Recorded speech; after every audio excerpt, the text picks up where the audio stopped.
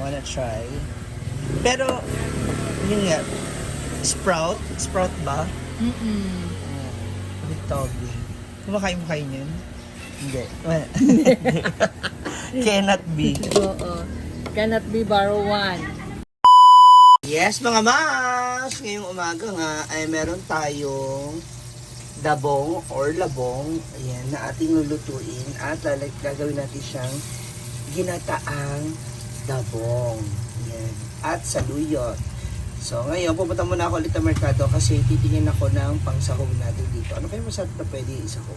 Comment down below, mga moms! Ay, mga moms. So, nakikita nyo naman meron tayong dalawang malaking kawali. So, nilagay na tayo ng oil.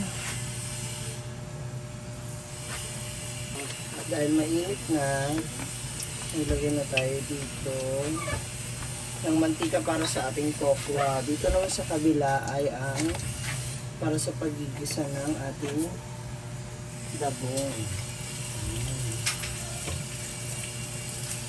Painitin lang muna natin sila na maigi. So, ayun na, mainit na yung ating para sa gisa. Kayo na bahala sumunod mga moms kung saan ha. So, ito na yung ating bawang sibuyas.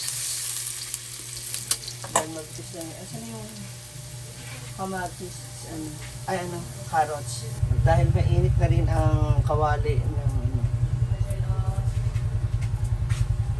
lalagay ko na ang ating tokwa.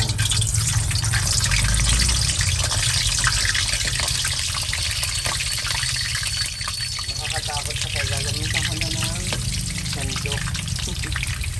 Baka pumapit sa atin. May bawang sibuyas na sumama. So habang binigisa natin itong bawang sibuyas sa kabila para sa toge, piniprito na rin natin ang ating tokwa. Pasunod na natin dyan ang ating carrots and bagu beans. Yan. Para mas malinamnam. Okay, marilito ha. Tokwa dito sa toge. So yung process. Yung dabong mamaya na after this kasi ginamit na natin yung dalawa nating talam. Igisa lang natin siya maigi. And after that, pwede na natin siyang tiplahan. Lagyan na natin ng pamintang buo. Pamintang powder. Pwede rin natin dagdagan. Ito sarap. And of course, ang ating soy sauce na wala pang bukas. Ay, ito na. Gamay lang. Para lang din po siyang pansit, pero hindi nga lang siya ganun ka masabaw. Make sure lang po na hinugasan ninyo maigi yung inyong toge. Para sa ganun, malinis siya. As you can see, yan, ano na siya. Nalimuto na siya maigi. Isahin na natin para yung lasa. Manuot. Yan. Siyempre, huwag natin kanilang talaga ng magic. So, pag nagisa na natin ang gusto, at kumapit na yung mga pampalasa dyan sa ating gulay, sunod na natin ang ating choge. Yan. Ang ating choge na ang tagal ko ng kinrave talaga ng bongo.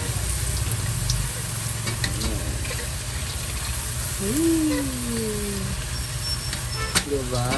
Kalami. You like it?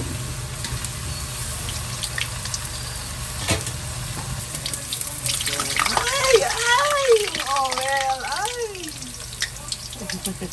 tumatasik siya mga moms. Baligtad na natin yung tokwa kasi ayan, medyo siya, toasty siya. So binawasan ko na yung init niya. Mahaluin na natin maigi yung toge. Hanggang siya mag-isa ito. Ayan. haluin lang natin ng huwag naman sobrang halo, baka malamog yung togi natin.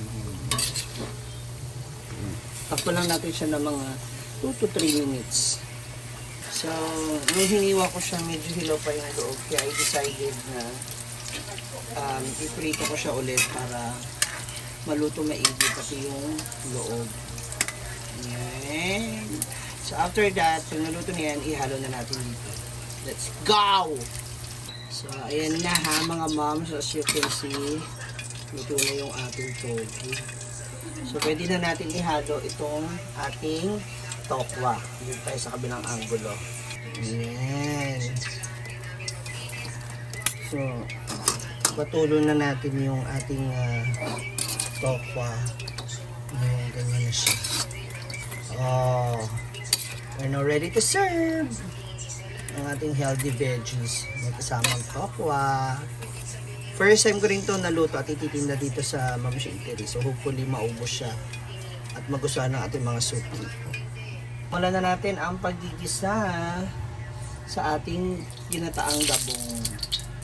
So using our oil, kanina pinagprituhan ng tokwa. Naglagay na tayo ng bawang sibuyas.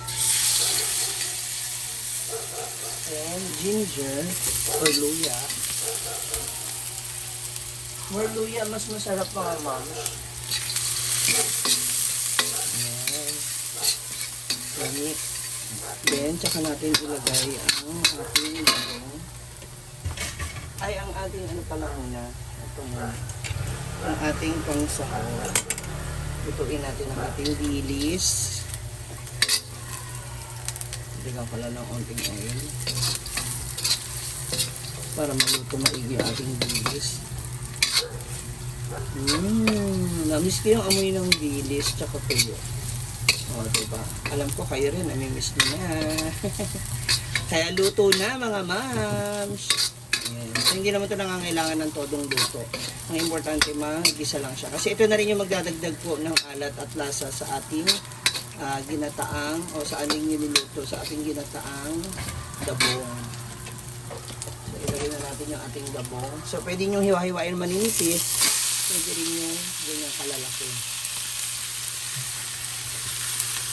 Kasi may nabibili nito na bilog o kaya yung iba naman po ay strip yung pagkakahiwa.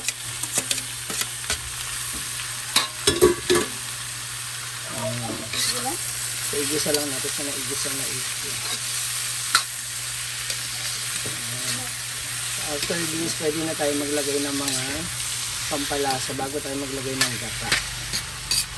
So, pwede ko nang lagyan ng paminta na powder.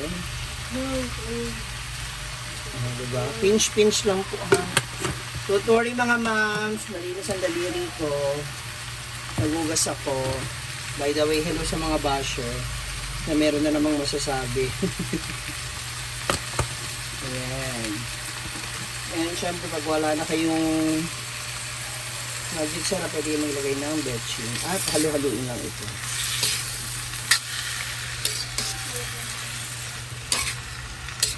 Ayan. So, ano yun lang muna natin na kumapit yung mga seasoning bago natin ilagay yung ating gata. And na, using our Coco Mama as our gata or yung inyong classic na gata, yung nyog may piga. Pwede rin naman po yun. Depende yan sa inyong choice. Sana pwede na natin ilagay yung ating gata. Yan. Diba? Sarap tignan. And muli, halo-haloin lang natin siya. Hanggang sa ito ay kumulo. Yan na, kumukulo na siya ma'am. Mga moms, alam nyo ba, originally talaga, ang nilalagay is saluyot. Secondary choice is malunggay. So, dahil walang available na saluyot, malunggay na lang ilalagay natin. Pero, saluyot is really good. Okay din naman si malunggay kasi much healthier siya. Sabi nga nila, di ba? Ang malunggay daw is sa gulay. Marami raw siyang benefits ng buko sa kanya. So, ayan. Natin natin maluto ulit. Naman yung gulay. Tapos, ready to serve na. Sana magustuhan ng ating mga suko itong luto ko. Gulay pa naman.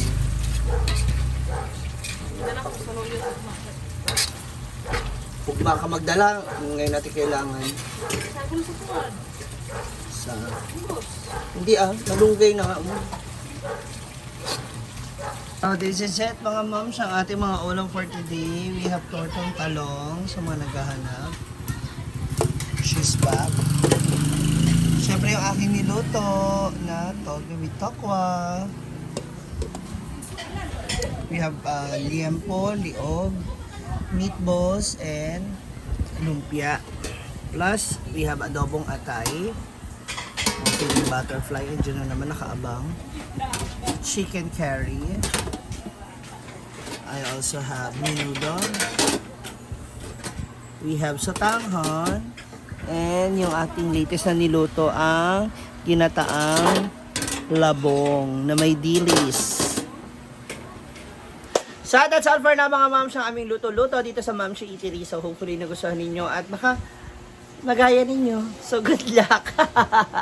Nasa inyo pa rin naman yan kung paano nyo mapapasarap ang inyong mga nilulutong ulam. So, again, thank you so much for watching and keep on sharing and comment down below na rin kung nagustuhan nyo yung ating niluto. Kung hindi, edi, shut up na lang, no?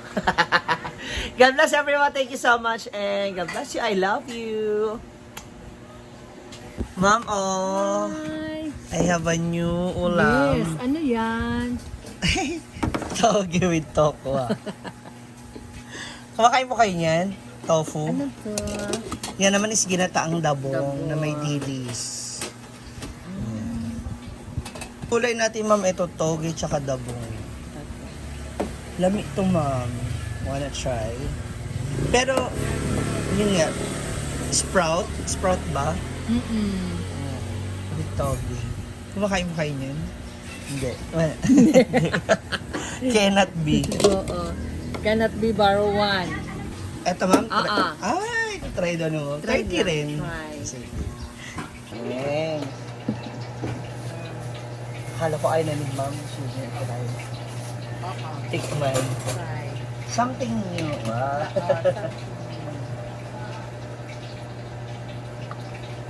Kano ang size? 34.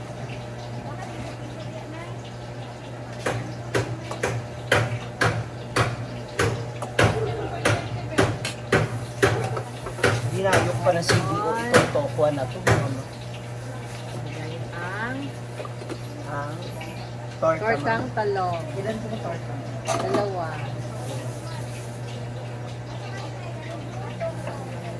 Yung kanan. Gusto ko yung pagod-pagod. Hindi toasted. Oo. Dalawa Ay, na ito, yun?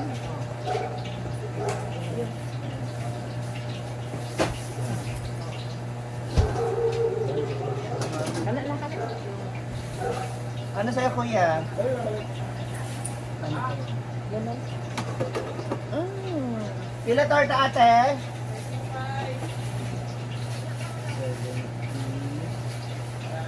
100. Ano to? Pastillas po. Mula kay Kumaring Charen. Okay. Thank you, Thank you so ma'am. much. Ebe, nabano na tayo! Thank